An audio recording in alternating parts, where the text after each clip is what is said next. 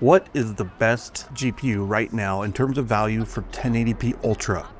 This is actually a more difficult question to answer than you might expect on the surface, because at Ultra settings we start running into games that run out of VRAM. So 8 gigabytes simply isn't enough. 10 gigabytes mostly is enough, but there are going to be some exceptions. Generally speaking, 12 gigabytes and above is what you want. But there's more to it than just raw performance and raw price. How much did you spend on the rest of your system? If you don't factor that in, you're kind of being dishonest because you're looking at just the value of the GPU. But say your whole system costs $500, now you're really looking at how much frames per second per dollar spent do I get for, let's say a $500 GPU means $1,000 total, whereas a $1,000 GPU means $1,500 total. That can skew things. For simplicity's sake though, I'm just going to look at FPS per dollar for the GPU side of the equation. We'll leave, for the time being, the system cost out of the picture. I'm also not testing with frame generation or upscaling enabled. Everything benefits from upscaling. So it doesn't matter if you've got AMD or NVIDIA or Intel, they all have upscalers that are pretty good now. I will say, like, FSR 2 didn't look very good compared to FSR 3 and FSR 4. FSR 4 looks better than FSR 3, and that's only available right now for the 9000 series. Intel's XeSS, same situation. XeSS 1.2 and earlier, not so great looking. 1.3 and later started to improve. XeSS 2 started to add frame generation and some other new features, and then XeSS 3 that just came out recently adds multi-frame generation. So these are benefits to newer architectures and newer hardware. NVIDIA has the same thing. If you have an RTX 20 series or 30 series GPU, you don't get DLSS frame generation at all. The 40 series added 2x frame generation, and then the 50 series adds multi-frame generation of 3x, 4x, and even 6x.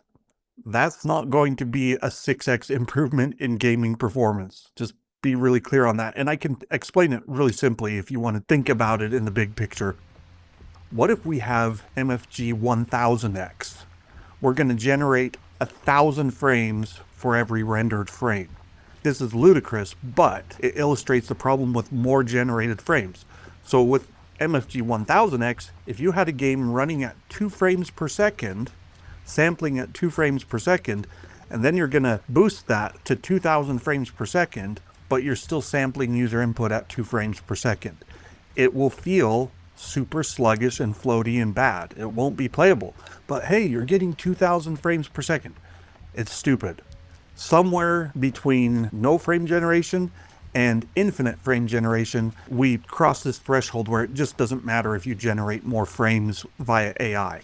You need a certain level of user input sampling, and then everything beyond that kind of becomes a little bit of a wash. I would say at least 60 frames per second or 60 samples per second on the user side would be important. Okay, that's a whole big side channel to what we're talking about today. It's because I want to give a slight bonus to the newer GPUs. So if you have an RTX 20 series, RTX 30 series, or an AMD 6000 series or 7000 series, I'm going to use the baseline performance. Because RTX 40 series adds frame generation, and because AMD's RX 9000 series adds FSR 4, I'm going to scale their performance by 10% in some of the charts. I will have the raw and then the scaled charts. And then for the RTX 50 series, because you've got frame generation and multi-frame generation and 4-bit NVFP4 and some AI stuff that can be beneficial, I'm going to give those a 20% scaling. So we'll have the raw, unscaled, and then with a little bit of a scaling bonus to see how things shake out. Clear as mud? Great. Let's go ahead and get to the actual results. I have tested 57 GPUs for this roundup, times 17 games. That's a lot of games and tests to run. And I'm not going to try and show you all 17 games because that just bloats the video. I know from experience. Maybe let me know in the comments if you want to see all the games. Maybe I'll show them for 15 seconds each and not analyze them and just show the data for funsies and whatnot. But here's the overall results. We'll start with just the raw performance. First up, we have the unscaled raw performance data at 1080p ultra settings and no upscaling, no frame generation. The RTX 5090, fastest GPU around, $4,000 plus now. I mean, it's kind of insane. The second fastest GPU is actually the RX 7900 XTX. That's AMD's 3 years old card. Then we get the 4090, the 5080, and then we just go this nice downward slope until at the very bottom we have the RTX 2060 6GB card. So this should all be pretty standard fare. You know what to expect. I don't have every GPU released in the last 8 years that can do ray tracing, but that's kind of the baseline. I'm missing the Arc A series. I need to test those. Suffice it to say the A series isn't great. Like architecturally, it was Intel's first gen real architecture since all the iGPU stuff, and there's some flaws in it, some idiosyncrasies. So I really like the Arc B series better than the Arc A series. This is your performance. Let's go ahead though and look at what happens when we convert that to value. This is frames per second per dollar. And interestingly, the RTX 3080 10GB card shoots to the top, and not by a small margin. Second place goes to the 2080 Ti, and the 3080 is faster than the 2080 Ti by something like 50%. It's a pretty big jump. They're both also old and existed during the heyday of the latest cryptocurrency mining timeframe. So if you buy a used card, you are taking a risk. But I showed that in my 1080p medium analysis. I'm not going to go into a whole lot of detail there. I'm just going to leave all the GPUs here and not filter them out and say, hey, let's get rid of the mining cards, because you should know whether a card has been mined with or not and make your decision based on that. RTX 5090, obviously at almost $4,000, it's a terrible value, and that will be the case whether you're talking 1080p or 1440p or 4K or whatever. It's just too expensive these days. 4090, pretty much the same boat, but hey, it's almost half the price of the 5090, and it's only like 20% slower, so it's a much better value. But really, you don't get into the at least reasonable value propositions until I would say maybe the 4080 Super 5070 Ti. That's where you start getting to the stage of, hey, this is at least something I could consider. Best values right now, if you're looking at raw unscaled performance, I think the 3080 still holds up really well. I wouldn't necessarily go out and buy one, but if you have one, don't feel bad. Sit on it, use it as long as you can. If you want something faster than a 3080 though, you kind of have to spend up quite a bit. Like we're talking 1080p Ultra, and the 3080 is sitting at about 80 frames per second on average. So how much faster do you want to go? Well, I don't think you're going to see a real performance benefit that you'll recognize as being faster unless you're at least probably 20-ish% faster, which means you're into like the RTX 5070 range, almost twice as expensive these days as the 3080. And so you look at that on the charts, and the RTX 5070, it's down quite a ways from the top of the chart. It's 580 right in the middle at 0.168 frames per second per dollar. If you don't want to get an older GPU, that's probably as good as you're going to get for an NVIDIA card where you're like, hey, I want more performance, I don't want an old GPU, and I want at least 12 gigabyte. $600. Like, that's a lot. And this is why I say look toward medium to high settings. Don't go for broke, don't go for ultra, and recognize that you can also turn on upscaling. And if you have the newer cards, you can do frame gen and MFG. I'm not saying frame gen and MFG are bad. I'm just saying that their benefits are overstated when looking at the raw performance numbers. I think in general, I would say frame gen is worth about 10%. Multi-frame gen is worth about 20%. And that's not in its frames per second. That's in the user experience. It makes it smoother, looks smoother, maybe feels better even though the base frame rate takes a hit, especially if you have a high refresh rate monitor. And that's also a key here. Don't go for broke on a super expensive GPU if you don't have at least 120, 144 hertz display. It's not worth it. If you've got a 60 hertz display, then you should be looking at, hey, what do I need to get above 60 frames per second? Everything beyond that, it's just minor gains to the user experience. And nice monitors are expensive. Like if you want a really good 4K 240 hertz monitor, that's like $1,000. If you're buying a $4,000 GPU, what's another $1,000? This is the unscaled look at things. Let's shift gears then and talk about what happens when we scale based on that 10%, 20%. Here's the same chart as before, this time scaled so that your RTX 50 series gets a 20% boost, the RTX 40 series gets 10%, and so do the Arc B series and the Radeon 9000 series. So those all got a 10% boost, which means that like the RTX 30, RTX 20, and RX 6000 series are going to fall down the charts a bit. And I feel this is actually a really true representation of what I would consider it feels like for the gamer. And what I mean by that is if you look at something like, say, the RX 7900 XT and the RX 9070, base performance, those are basically tied at around 100 frames per second. But really, in practice, the 9070 feels like the faster GPU. So it gets a 10% bonus because of architecture. Is that fair? I think so. What does that do to the value proposition though? So let's go ahead and look at our values with the scaling applied. The top two GPUs remain the same. The 2080 Ti and the 3080 10GB are both way up there. But the third place GPU is no longer the 6800 XT. It actually shifts over to the 9060 XT 8GB. And that's primarily because it's a newer architecture and it's pretty cheap at $333. Cheap in today's market. The 9070 also bumps into that fourth place spot just ahead of the 6800 XT.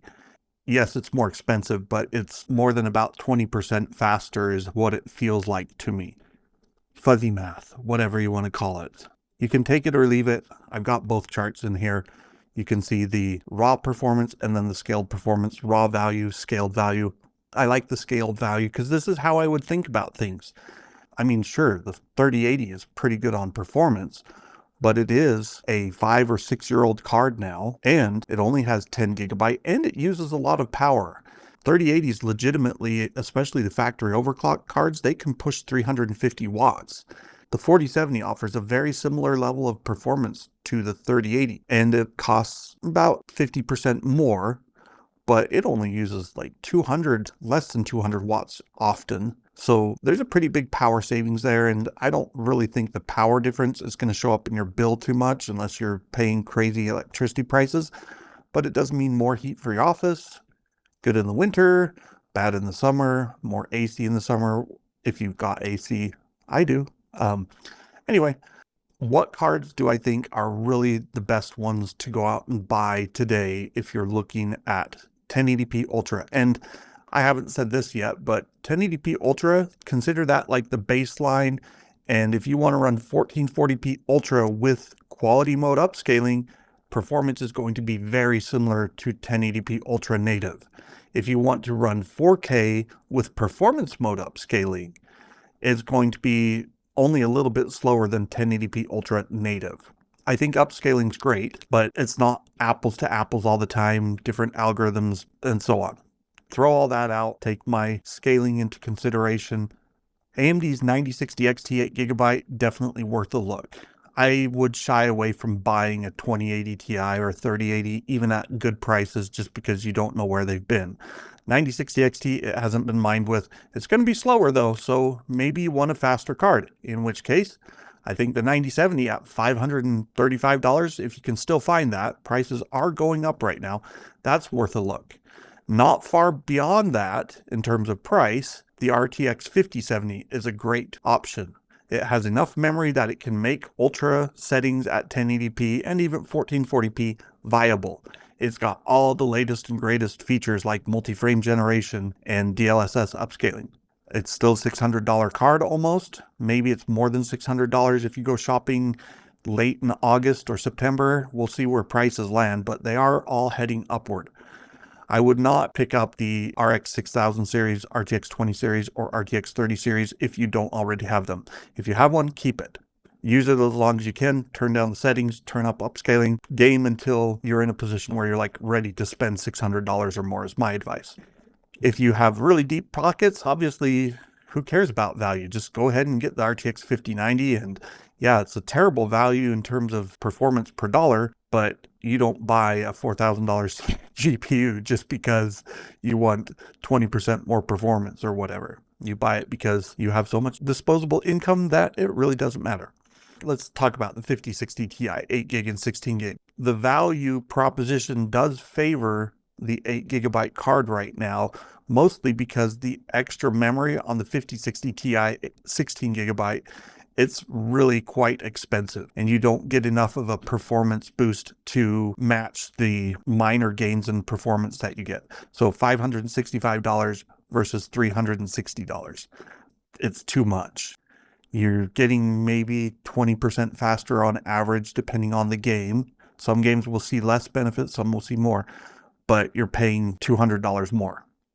AMD's GPU RX 9060 XT 8 gig versus 16 gig. Again, $333 for the 8 gig card, and you have to jump all the way up to $424 for the 16 gig card, which is only a $100 increase compared to the nearly $200 that you see on NVIDIA. Makes the 16 gig AMD card at least more viable, but not affordable, not inexpensive. And if you're looking at that 9060 XT 16 gig, I would say also consider things like the 7700 XT. It's right around the same price, actually a little bit cheaper. And the 7700 XT wasn't going to be used for mining because it came out after Ethereum mining ended. That's it for this video. I still do have 1440p and 4K results to analyze. We'll get those in a future video. Please like and subscribe. Give me a thumbs up. It really helps. I'm trying to make this something that I do more often, and I hope you find value in this. I know it's a lot of talking and a lot of chart analysis, but there's a lot of testing that goes into one of these charts. Like I said, 17 games, 3 resolutions that I tested, multiple runs per resolution on each GPU. Multiply 57 by 4 settings by 3 runs per setting, and you can imagine you're talking about hundreds of hours of work to create this simple chart. But it's super important to look at this stuff, especially when prices are going up so much. And I hope you all find this valuable. Let me know what else you'd like to see in the comments, and we'll see you next time.